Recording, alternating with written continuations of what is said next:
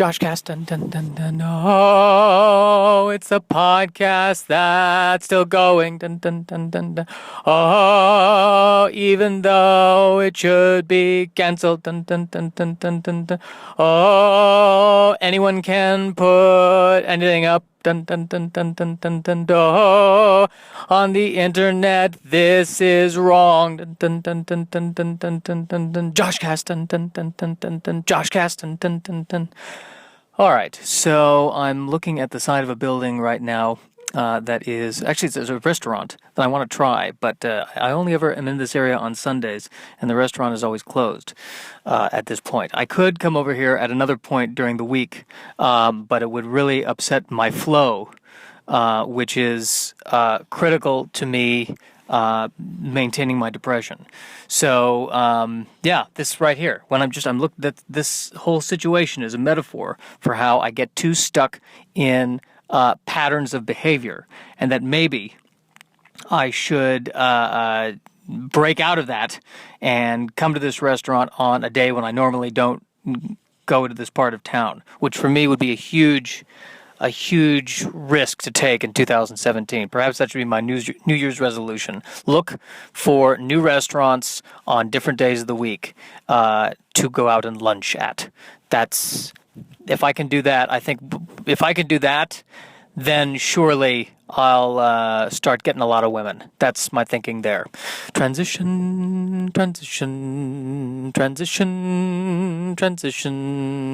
Now what to talk about? I hate when this happens, where I start getting, that's what my acting teachers always used to say. Oh, you're in your head. You're thinking too much. You've got to go with your instincts. Follow your instincts. Get in your body. Follow your instincts, Josh. What are your instincts telling you right now? What are my instincts telling me right now?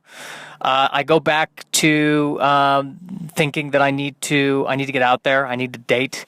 I just hate the idea of dating. I hate dating. The last time I did it was in 2005, when it was before Tinder, kids. It was before Snapchat, kiddos. For those of you, for my young fans who are listening.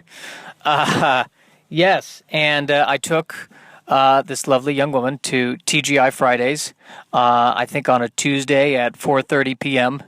And listen, nothing says romance like a TGI Fridays at 4:30 p.m. on a Tuesday.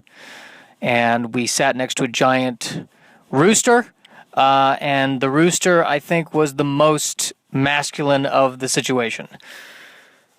And it was, I just don't like being on a date because I can't help escape that feeling that I am on a date.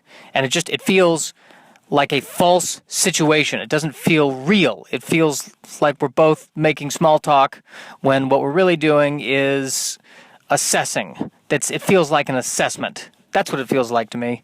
It feels like... It feels like an exercise in real estate, like going out and looking at a house. And all I'm trying to do is figure out, okay, well, everything looks okay, but what's wrong underneath? And the other person is probably thinking the exact same thing. And so maybe that's why on dates it would be great if there should be inspectors who should come along who can do a 5-point inspection and can just check under the hood, that kind of. Now I've transitioned from the metaphor of a house to car, but I think it's the same kind of thing. I mean, I that would be useful. Maybe we should put each other under different brands. I don't know what brand I would be. I'd like to think I was a Honda, but probably not. Probably at this point more like a Dodge Neon. Do they even make those anymore? I'm not sure. But that's what I'd like to do. I also would like to get to know somebody without going on a date. I want to get to know somebody in a situation that is very tense and stressful, because I'm thinking I want to see how this other person can handle a stressful situation. Like I don't want to take a woman to dinner at a nice restaurant. I want to take a woman shopping at the AT&T store 5 minutes before it's supposed to close. And I want to see how, and I want this person, And I want us to make sure that whoever is working at the AT&T store doesn't quite know what's going on and is giving us different information than what we got from the last person that we talked to the day before. And I want to see how this woman handles that, because if she can get through that situation with charm and vivacity, then she can deal with me. That's my thinking there. Transition. I was just watching a new Netflix show called The Crown, which is about the rise of Queen Elizabeth II. And the very first episode was dealing with the fact that her father was dying of lung cancer. And I get really nervous whenever I see characters in movies who are having ailments, and I start to go, oh, what if I have that? And that's very nerve-wracking to me, very nerve-wracking. I had to knock on wood at least 5 times during the show. And when I say knock on wood, I mean knock on my book on Zen Buddhism, which I always keep next to my bed. Haven't read it in years, but I knock on it in the hopes that it will give me restorative energy. And that's my understanding of Buddhism. What's yours? And I watched it. I'll be honest, I watched it because the guy playing the Queen's husband is Matt Smith, who was one of the Doctor Who's. That's pure. I was like, well, I can pretend it's a really, really restrained episode of Doctor Who, and that's sort of what I did. And I don't know. I have shame in that. There's shame there. I mean, I should be watching it for the sake of, the acting and the, learning about history, insofar as a Netflix series captures history as it happened versus a fictionalized version of it, which may be more truthful than the actual history. We don't know. Because one could argue that all history is fiction, really. It's just the fiction of the victor. And when I say the victor, I mean whoever won the war, not a guy named Victor. Although I'm sure there was at some point somebody named Victor who was writing history. Whether or not Victor was fictionalizing the history based on the victors is something that only Victor knows. Transition.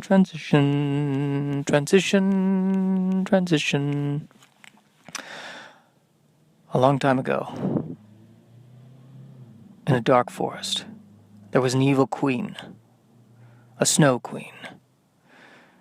She had the ability to harness the power of weather and create entire palaces out of snow. And she was very lonely. And one day, a young hunter came to the Snow Queen's palace and knocked on the door. And the Snow Queen opened the door, and the hunter said, I'm actually an accountant. I'm not a hunter. I don't know. Make sure that when this story is told of us that I'm not fictionalized into being a hunter. I am an accountant, and I'm very cold. I was wondering if I could maybe just rest in here for a few minutes. And the Snow Queen said, it's actually colder in here because I'm the Snow Queen. Do I need to say I'm the Snow Queen? I mean, I'm wearing snow right now. This garment is snow. And the hunter said, just reiterating again, I'm an accountant, not a hunter.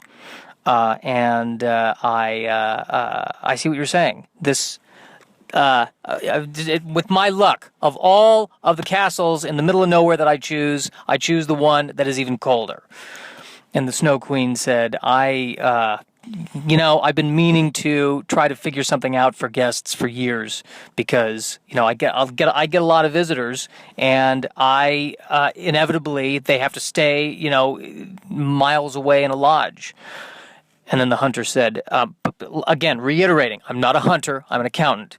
Where was the lodge? And the Snow Queen said, I never ask about that. I never go to the lodge because the lodge is too warm for me. I feel like when my friends come over and they say it's too cold and they're going to go to the lodge, I think they go in that direction, like to the left. So I think vaguely it's to the left. And the hunter said, accountant, not hunter. I'm an accountant. And the Snow Queen said, who are you talking to? And the hunter said, can you not hear the narrator right now? And the Snow Queen said, what narrator? And the hunter said, I can't, I can hear the narration going on as the story is progressing. And the Snow Queen says, are you sure you might not have some kind of mental problem? And the hunter said, oh God, maybe I do, I don't know, maybe, that's entirely possible. I mean, you've never heard narration in your own life? And the Snow Queen said, no, I haven't. My life has been narration. I mean, sometimes I talk to myself because it's very lonely here in this castle of snow and ice. I'll sometimes I can conjure a snowman and the snowman will talk to me, but that usually it's amazing. I've conjured 100 snowmen and they all talk about sports, and 100% of the time. I even say to the snow, when I'm conjuring you, can I get a snowman who doesn't talk about sports? And I don't know why. Every single time the snowman talks about sports. I don't care about sports. Do you care about sports? And the hunter said, I'm trying so hard to listen to the conversation, but the narration thing is really bothering me. What about sports? No, I'm not one way or another on sports. And the Snow Queen said, well, I wish we could talk more, but it looks like you're developing hypothermia. And the hunter said, yes, among other things, hypothermia, anxiety disorder, probably losing my mind. I need to get to the lodge. So, thanks for pointing me in the direction. And I hope it works out for you. And the Snow Queen said, yeah, I hope it works out for you too. And they went their separate ways, lived their separate lives. The Snow Queen and the hunter. I can't, This is the end of the podcast, the end of the podcast. And the children sing and the children play. This is the end of the podcast.